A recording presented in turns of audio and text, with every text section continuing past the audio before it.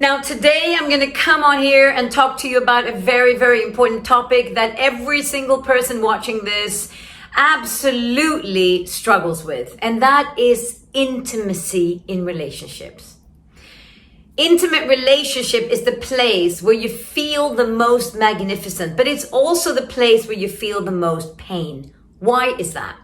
Well, because at work you can show up and it's all about being confident and standing in your personal power and all that kind of stuff, which you can practice, right? You become more confident by claiming more space, by holding the presentations, by whatever else it might be.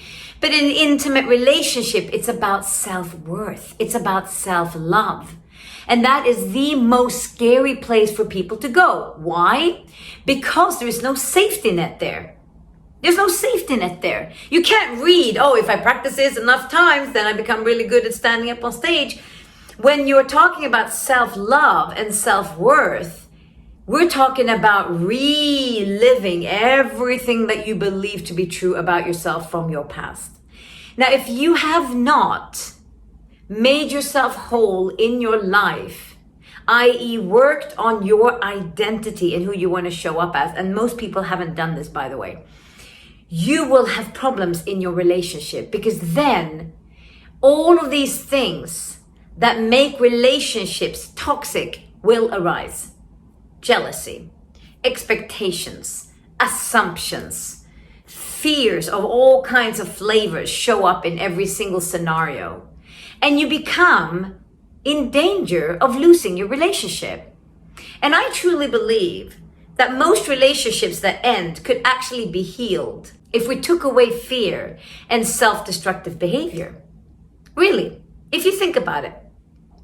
If somebody is treating you in a certain way, somebody might be raising their voice, or they might be a bit rude to you when you're in an intimate relationship. What tends to happen, because I'm insecure about myself, I go into reaction mode. I get defensive, I lash back, I say something back to get them, and then we are all of a sudden in conflict. Can you see how this happens to you a lot of the times?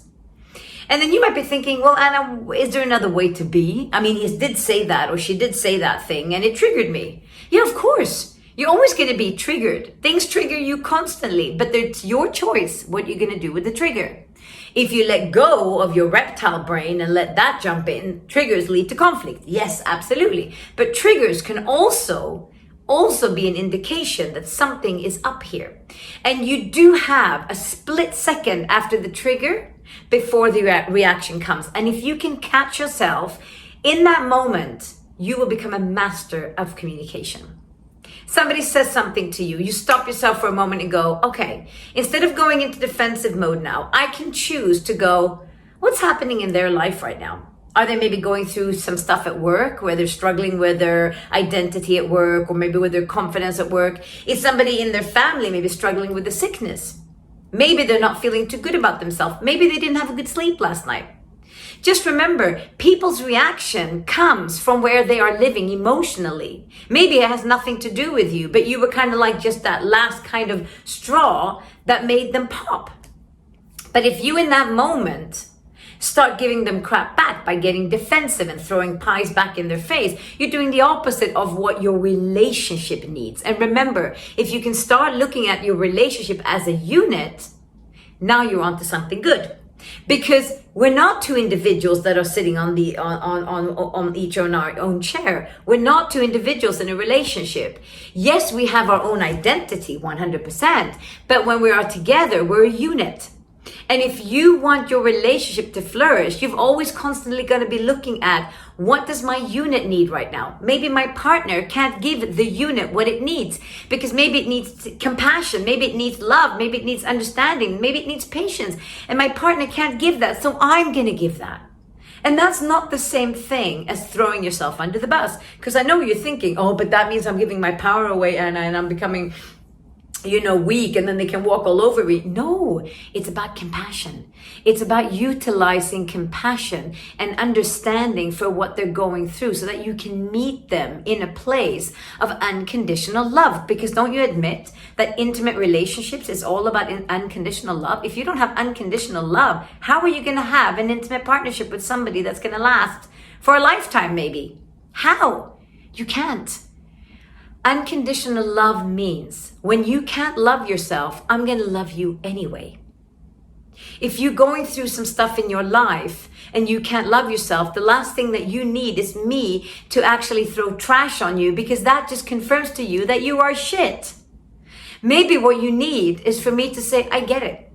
You're in pain right now. I'm not going to talk to you right now because maybe it triggers me. I'm going to give you some space. I'm going to do whatever, but I'm not going to lash out because that's not what you need. Therefore, that's not what the relationship needs. Same thing if you need your own space. Don't be afraid to take your own space. I need to be on my own for a little bit. So I'm going to go and do something on my own. Don't think, oh, maybe they're going to think that, I don't like them or blah, blah, blah. That's your insecurity. It's got nothing to do with them.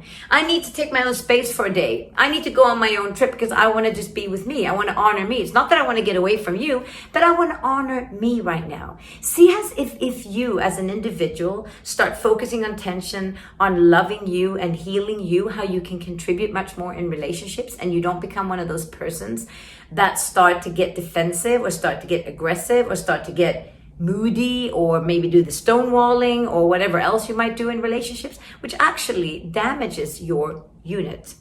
So I want to ask you one question right now. What does your relationship need right now? And if you're not in an intimate relationship with somebody else, I want to turn that question to you. What does your relationship with yourself, the intimate relationship with yourself, need right now? Now, if you can look from that perspective, I promise you, your relationship is going to flourish instead of constantly being filled with fear, assumptions, expectations, and garbage.